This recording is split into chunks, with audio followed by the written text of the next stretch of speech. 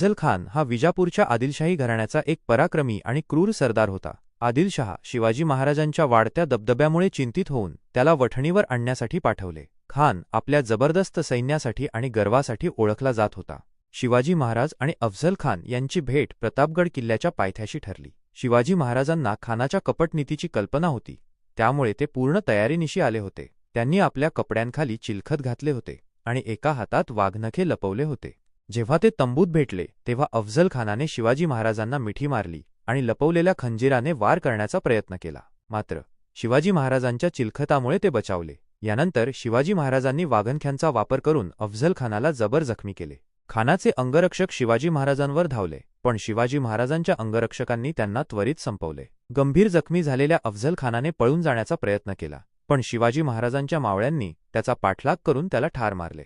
अफझल खानाचा मृत्यू आदिलशाहीसाठी मोठा धक्का होता आणि शिवाजी महाराजांसाठी हा एक महत्त्वाचा विजय ठरला, ज्यामुळे त्यांच्या सैन्याचे मनोबल वाढले आणि मराठा साम्राज्याच्या पुढील विस्ताराचा मार्ग मोकळा झाला. ही घटना शिवाजी महाराजांचे शौर्य, त्यांची दूरदृष्टी आणि एका कपटी शत्रूविरुद्धची त्यांची तयारी दर्शवते, म्हणून आजही स्मरणात आहे.